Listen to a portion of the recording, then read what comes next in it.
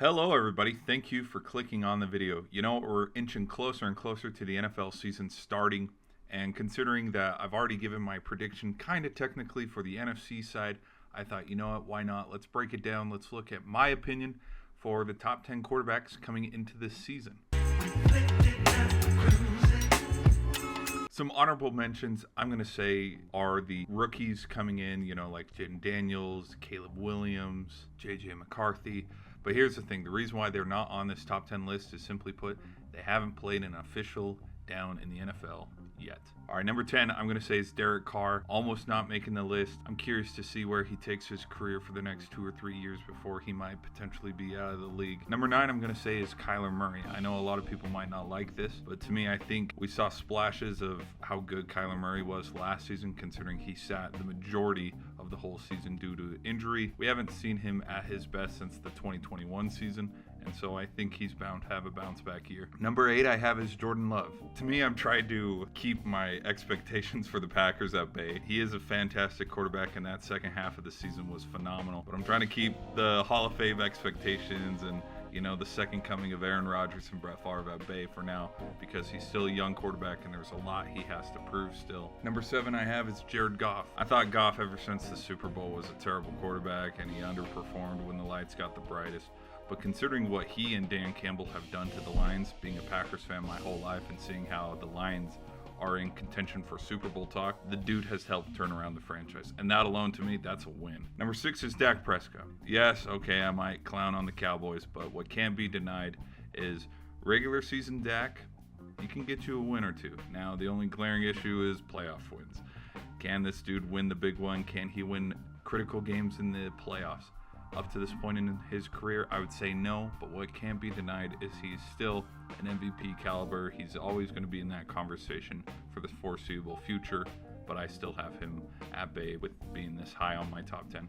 Okay, at number 5, I have Kirk Cousins. From here on out, it's just going to get spicy and controversial, but again, this is all just opinion-based. Ever since watching the quarterback documentary, you know, with Mariota and Mahomes, Kirk Cousins is that likable guy. And I think, yes, he's also like, you know, Tua and Dak, where he can't really win the big one. If he would have stayed maybe 1 or 2 more years in Minnesota, maybe they could have at least reached an NFC Championship game if they played their cards right. Due to injuries and the talks of bringing in a rookie quarterback, which is why he left to Atlanta, but then Atlanta got a rookie quarterback too in Penix Jr. I think Kirk Cousins probably might be in the league maybe 2-3 more years if he's balling out, but he could potentially find himself sitting back up like the Carson Wentz, Taylor Heineke's of the world if he's not careful. All right, number 4 I have is Baker Mayfield. An afterthought to a lot of players, a lot of teams, just because of look at what he was back in 2022, where he was hopping around from team to team to team until he finally found his home now in Tampa Bay. There were no expectations for the NFC South. There were no expectations for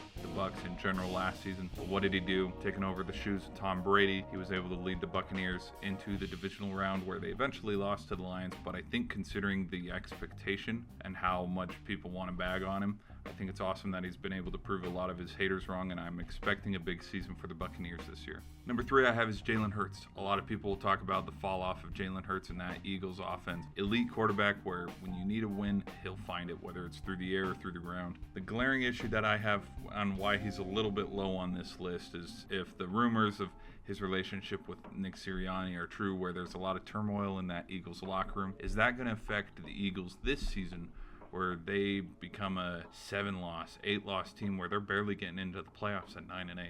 Who knows? Number 2 I have is Matthew Stafford. On this list, also like Kyler Murray, is one of those quarterbacks where we haven't seen the flashes of greatness in a while, just due to the fact that they won the Super Bowl in 21. He was injured in 22, and so then 2023 was that bounce-back season. Yes, it came up short against his former team in the Lions, but I think experience-wise, when you look at all the quarterbacks in the NFC, this dude does have a Super Bowl. I think his eliteness and his ability to go win games with new additions and key pieces on that Rams squad, I think the Rams are a dangerous team to try to compete with the 49ers for the West. They could potentially be one of those sneaky dark horse teams in the NFC for when the playoffs roll around. And then at number 1, my top quarterback, number 1 for the NFC, I'm going to have to go with Brock Purdy. Game manager, whatever you want to call it, the dude is a winner. I don't understand what the media critique and slander is towards him. Like everybody just wants to, oh, he sucks. No, he doesn't. The dude is not supposed to be as successful as he has been. This isn't supposed to happen. He isn't supposed to be going to back-to-back NFC championship games. He isn't supposed to be one magical drive away from winning a Super Bowl in his second year. These kind of things don't come often, and I think he's a generational talent. And hopefully if the 49ers can negotiate the salary cap, he can keep some key pieces around him like, Kittle and Debo, Ayuk, and the 49ers can continue to be a success story in the NFC. So those are my thoughts on who I think the top 10 quarterbacks in the NFC are. I know it's a unique list. It's different than a lot of other people's lists, but let me know who your top 10 quarterbacks are in the comments below. Be sure to hit that like button, and if you want to follow all things NFL, be sure to check back in the next one.